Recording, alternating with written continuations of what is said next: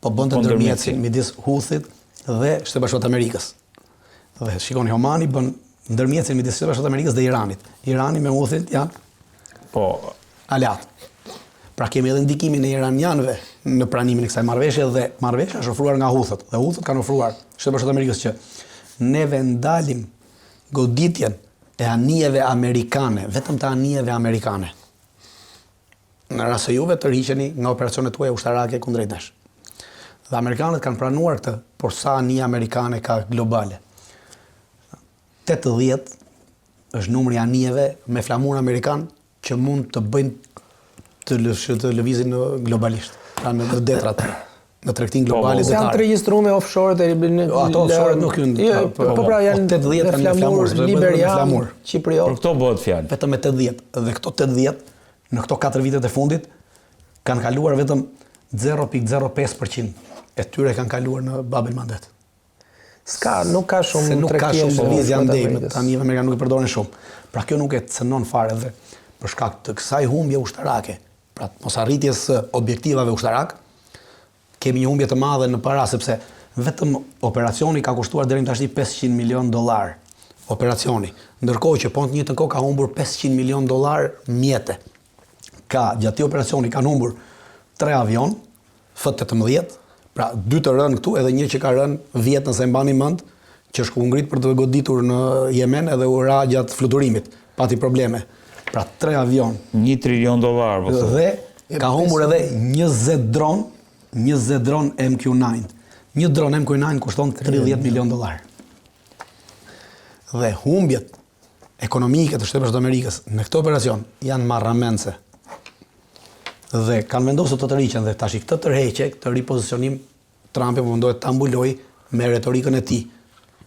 Por në realitet është një humbje Shtetit Bashkuar të Amerikës, sepse Houthit jo vetëm që nuk kanë pranuar të ndalin goditjen e tyre ndaj Izraelit, biles në ditën që Trumpi deklaroi që neve u morën vesh me Houthit për të arsye, të nesme në mëngjes Izraeli deklaron që 2 dron të lëshuar nga Jemeni kanë hyrë në territorin e hapësirës ajrore izraelite, por që janë rrëzuar nga avionet izraelit. Pra, do të vazhdoj pa ndërprerje goditja nga Jemeni në drejtim të Izraelit. Kjo nuk do të ndalet dhe do të vazhdoj goditja atyre anijeve që çojnë mjete, armatim, çdo gjë tjetër në drejtim të Izraelit dhe që përdorin ngushtisën e Bab el Mandebit. Pra, në këtë aspekt Shtetet Bashkuara të Amerikës kanë dështuar ushtarakisht totalisht. Është e pamundur të fitosh një luftë me Yemenin. Më në fund kanë kuptuar atë që Pentagoni ka prej një viti që i thot edhe administratës Biden edhe administratës Trump, që është e pamundur të fitojmë një luftë me Yemenin, sepse u bë luftë 12 vjet, gjitha vendet arabe bën luftë me Yemenin, 12 vjet çuan edhe forca ushtarake dhe nuk e fituan sepse terreni është i tillë. Terreni është i tillë, edhe me në trupat të nuk, terreni është i tillë, gjeografia që ata kanë është e tillë, mënyra e jetesës së tyre është e tillë, pra është e pamundur që ti mundesh ata. Ta citoj Trumpin se dhe kjo po i bën Yemenin tashmë po i kthen në një fuqi rajonale tjetër, pra kishim iranianët në fuqi rajonale, tash po kthehet edhe Yemeni në fuqi rajonale. Fuqi rajonale? Absolutisht, sepse për sa kohë ka arritur 3 objektive, pra e para kontrollon Bab el Mandebin. Pra kushdo gjë që kalon Bab kontrollohet nga këta. E dyta, ka kapacitete të godasi, pra asnjë vend arab, kufimet e nuk pranoi, Trumpi ofroi, pra të gjitha vendeve arabe që të bënin një koalicion të ri për të sulmuar Yemenin, ato nuk pranuan të bënin të koalicion të ri për të sulmuar Yemenin. Pra ka fuqi ushtarake dhe kapacitete, pra ka atë deterrencë, shkurajime, pra janë shkurajuar nga fuqitë ushtarake. Dhe e treta, godet Izraelin me raketa dhe me anije tashmë edhe me raketa të cilat nuk kapen më dot nga mbrojtja kundërajore as amerikane dhe as izraelite. Dhe e treta, me anë të këtyre raketave ka arritur të shkaktojë Izraelit përveç bllokadë detare edhe bllokadë ajrore. Po, ajo që pasi tashmë kanë rënë me 50% të gjitha fluturimet në drejtim të Ben Gurionit. Absolutisht. Klejt, për ta cituar Trumpin korrekt, i kemi goditur shumë, thot, po dhe ata kishin një kapacitet shumë të madh për t'i rezistuar ndëshkimit ton. Ka shumë trimëri këtu nga ana e tyre, thot. Ishte e mrekullueshme ajo që bën ata. Ne nderojmë për kushtimin që ata kanë ndaj fjalës së dhënë. Po, që t'jemi korrekt këtë situata në Yemen i përngjan pak a shumë, po mënyrën se si Shtetet Bashkuara të Amerikës kanë reaguar mbas sulmit që u bë në ambasadën e Kenjas edhe të Tanzanisë, më duket në vitin 94. Pra, atëherë administrata amerikane në sulmoi me raketa Cruise, me Tomahawk më duket, në Afganistan, mos gaboj, dhe u la me aq. Pra një aksion relativisht simbolik. Për forca të tilla jo konvencionale është e vështirë që ti përmbash vetëm nëpërmjet sulmeve ajrore. Ndërkohë që siç e thatë tani, nga pikpamja, atyre duhen boots on the ground, pra ushtria në terren. Po është një terren shumë problematik. Kostot e jemenitëve dhe të Hutit mund të jenë minimale, që janë pikpamje njerëzore, që janë pikpamja e jetesës e kështu me radhë. Pra është sigur trafësh ujë në hava dhe një fuqi hiperteknologjike gjithmonë mund të gjendet e pa përgatitur që të rezistoj një fuqi e tillë. Ndërhyrja e Shtetit Bashkuar të Amerikës në Yemen kundër Huthive ka qenë si një tentativë për të mbrojtur më tepër Izraelin se sa në një nevojë reale për të përballë me erdhi si pakt, po them, se po konsideroj si një marrëveshje të Shtetit Bashkuar me Huthi, erdhi menjëherë pas goditjes së aeroportit Ben Gurion me një raket. Ka dhe disa tentativë, ka dhe disa interpretime anësore për të cilat Shtetet Bashkuara të Amerikës po janë shumë nervoz për sa i përket politikave izraeliane, qoftë në raport me me Gazën, ose qoftë në raport me Iranin. Dhe ndofta është dhe një mënyrë për t'i bërë të kuptuar Izraelit që nuk është, me se unë jam dyshues për këtë, nuk është Izraeli i cili kontrollon politikën e jashtme amerikane, e bën nëpërmjet aksioneve të veta. Pra bën një aksion i cili detyron Shtetet Bashkuara të Amerikës të ndërhyjnë, por Shtetet Bashkuara të Amerikës që vendosin. Ka një lajm që po e lexoja dhe më bëri përshtypje dhe do ta citoj siç e pash. Miqësia midis Trumpit dhe Netanyahut ka mbaruar. Këtë e thotë Radio Israeli Army Radio. Raporton që presidenti Trump ka vendosur të presi kontaktet me Netanyahun, duke theksuar faktin se Netanyahu dhe miqtë e tij po sillen në mënyrë arrogante dhe po e sjellin vërdall presidentin pak a shumë. Në faza para 1 muaji a 2 muajsh politika amerikane në raport me Izraelin duket se kishte një konvergjencë shumë të madhe, bile përkundrazi duket se sikur Shtetet Bashkuara të Amerikës ishin subservient, pra ishin nështruar, pra aksionin politik në ndjenjën e mesme drejtonin Izraeli dhe Shtetet Bashkuara të Amerikës. Unë nuk e di për cilën arsye Trump ka vendosur të bëjë kthimi, po të paktën, si thosh edhe Izraeli është subjekti i këtyre i luhatshmërisë së Trumpit. Pra, edhe sepse vetëm kjo mund ta shpjegoj. Megjithatë, në mendimin tim, një konflikt i cili do të çonte Shtetet Bashkuara të Amerikës drejt Iranit, për mua do të ishte jo katastrofal, por do të ishte i pa llogaritshëm, do të ishte deri më i madh që do të mund t'i bëhesh Izraelit, por në të njëjtën kohë dhe dëm i madh që mund t'i bëhesh Shtetet Bashkuara të Amerikës. Izrael ka në fakt e tha Klet, do ministri i mbrojtjes tha, do mund të paktën kërcënoi në një farë mënyre Iranin, duke i thënë që do përfundoni si ta gjej që ta citoj, po si Hezbollahu dhe Hamasi. Si Hezbollah dhe Hamasi është vështirë për të ndodhi Hamasit dhe Huthive. Irani është shtet sovran e ka kapacitet ushtarake aty se nuk duhet merrem me këtë se kam shumë dritan. Një koment shkurtër se duhet kaloj ke Indi Pakistan se e kam merr. Deklarata e Kacit për do përfundoni si Hamasi dhe Hezbollahu ka të bëjë vetëm në kuptimin politik. Pra, vetëm eliminimin e udhëheqësve politikë të tyre, ndërsa kapacitetet ushtarake të tyre të organizatave nuk kanë cënuar. Pra, kanë dështuar në këtë, kështu që nuk mund t'i bëjnë këtë dëm. E dyta jam dakord me atë që ta Kleti që kemi një veprim të Trumpit për treguar që bosi në këtë pikë mos jeni juve, pra unë ju mbështes, dhe ju jeni pjesë e idesë sime, por jo unë pjesë e idesë tuaj. Sepse fakti që ky veprim i bërë me Huthit nuk ishte njoftuar fare para izraelite për të deklaratë, pra tregon qartësisht që shiko, ne nuk ju pyesim juve, pra jeni ju që duhet na pyesni neve dhe jo ne t'ju pyesim juve. Pra ka pasur një luftë të brendshme në këtë administratë Trump midis pro-izraelitëve dhe atyre nacionalistëve amerikanë. Pra që thonë që America first. S'ka pse të jetë instrumenti politikës jashtme të Izraelit bëhet Amerika. Prandaj që kemi një luftë asaj që është America first, me ata që thonë Izraeli first. Dritan. Pra kjo ka qenë lufta. Dhe këtë luftë për këtë moment e ka fituar Trumpi. Në këtë moment, me këto veprime, e ka fituar Trump, sepse kemi dy veprime.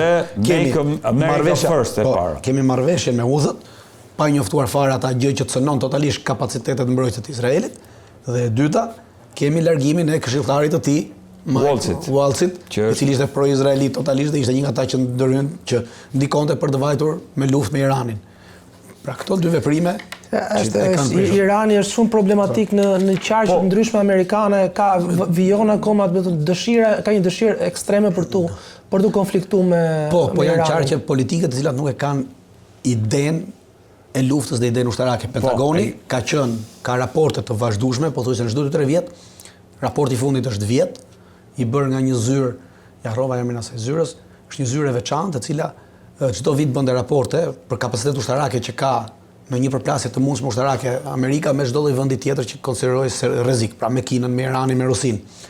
Trumpi me të ardhur në pushtet e mbylli atë zyrë në Pentagon. Nuk na duhet më, ajo zyrë kishte 45 vjet që funksiononte. Trumpi e mbylli. Dhe ajo zyrë përcaktonte që nuk mund të dalim fitues, pra nuk mund të fitojmë një luftë me Iranin.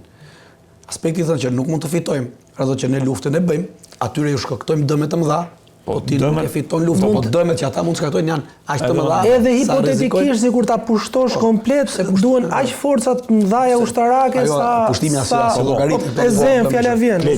Kostot janë më të larta. Domethënë Iranin e kam diskutuar gjithmonë këtu, po më duhet t'i kushtoj pak 10 minuta kohë konfliktit Indi-Pakistan. Dritan, si e shikon këtë shkëmbim? Se akoma, a mund ta quajmë që ka filluar lufta? Jo, nuk jemi në fillimin e luftës, jemi në ato skërmiqet e para të luftës, të cilat mund të vazhdojnë të mbesin të tilla, pavarësisht se palët kanë sjell forca ushtarake në të dyja anët, të dyja forcat ushtarake janë të nivelit konvencional, pra nuk kanë kaluar në nivele të tjera, pavarësisht se kemi janë dy shtete me kapacitete bërthamore. Të dyja janë shtete me kapacitete bërthamore. Aktualisht të dyja shtetet po përdorin dhe po provojnë teknologjitë ushtarake që kanë prodhuar dhe që kanë bler. Ky është testimi i parë në fazën e parë të luftës. Indianët po provojnë teknologjitë ushtarake kryesisht izraelite që kanë bler, kurse pakistanezët po provojnë teknologjitë edhe amerikane. Kryesisht amerikane, franceze dhe angleze kanë Pakistani. Ka shumë pak të.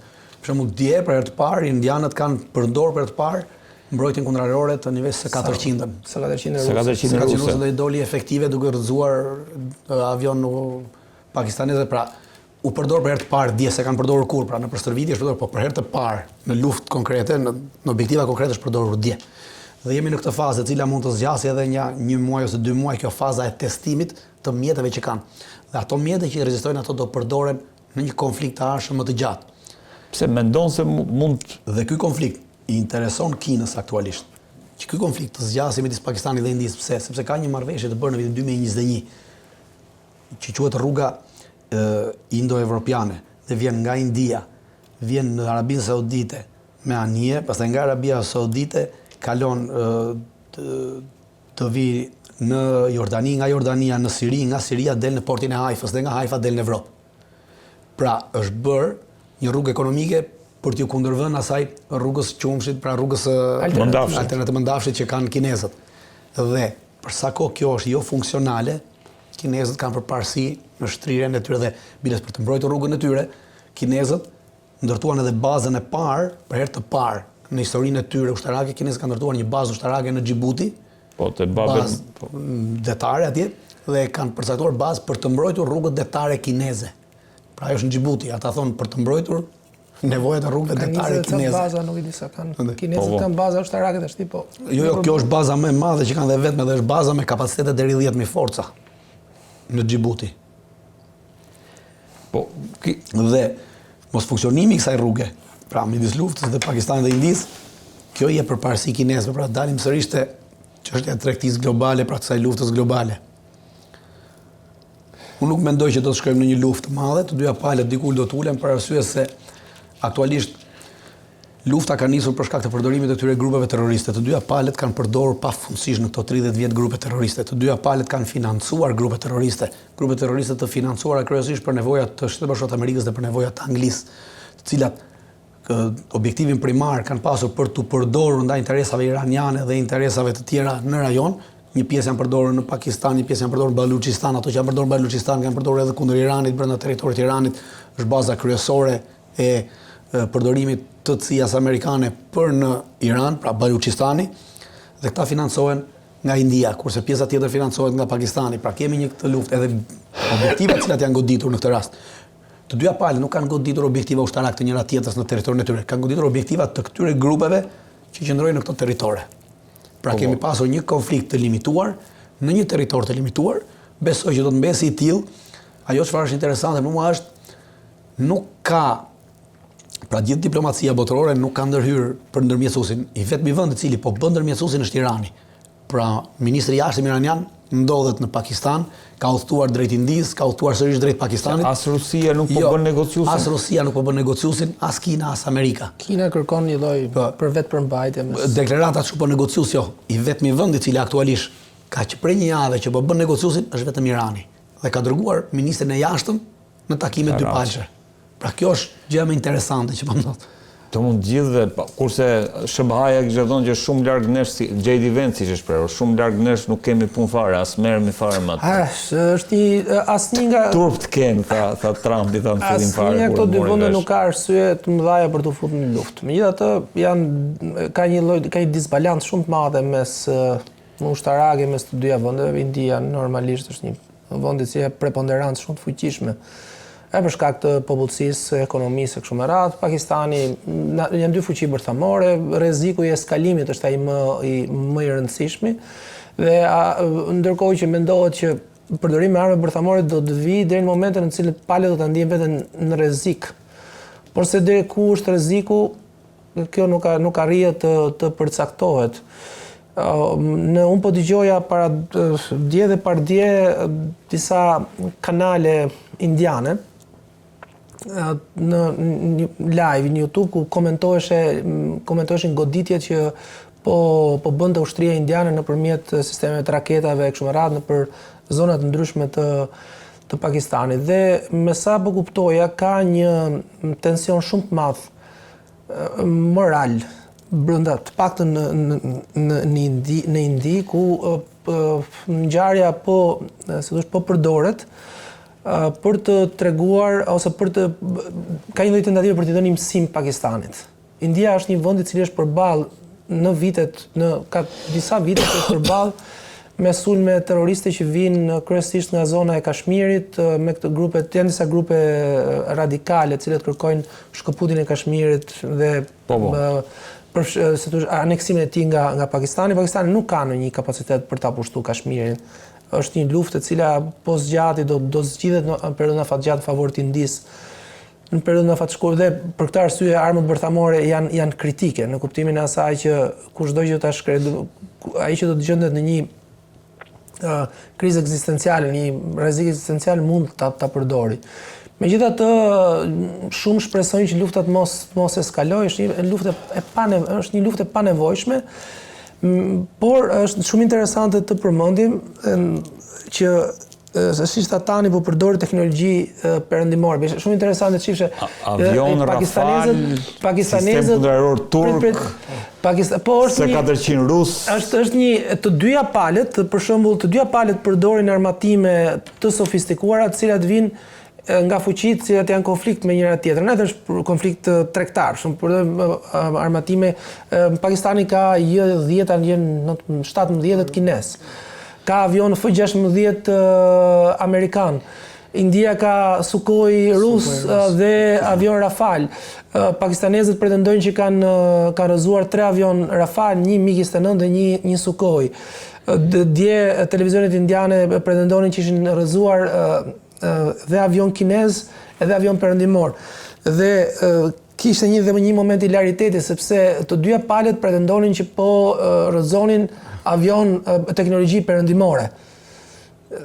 Pra Pakistani pretendonte për rrëzimin e Rafaleve, tjerë. Ka disa francezë pas kanë shkuar në Indi për të parë dhe për studiuar më nga afër rrëzimin e avionëve. Dhe është një konflikt i cili është i maturuar ka të paktën që nga viti 47 që lëvron, Por është një konflikt që nuk i intereson askujt. Ndërkohë, Dritan, një fjalë të fundit sepse më duhet për këtë konflikt bëhet fjalë, se po lexoja te miku jon Lutfi Bilali që thotë India në telashe me sistemi elektronik turk Koral, luftimet me Pakistanin. Jo, thjesht për të dhënë idenë që Turqia, Franca, edhe unë thashë edhe Izraeli kemi këtë përplasje teknologjive dhe kjo do të vazhdojë derisa do të përcaktojë se cilat teknologji ju bën punë në këtë luftë, sepse të dyja palët kanë shumë pak teknologji që prodhojnë vetë. Pra përveç armëve bërthamore që kanë prodhuar vetë, pjesën tjetër e kanë teknologji të blerë. Pra Po raketat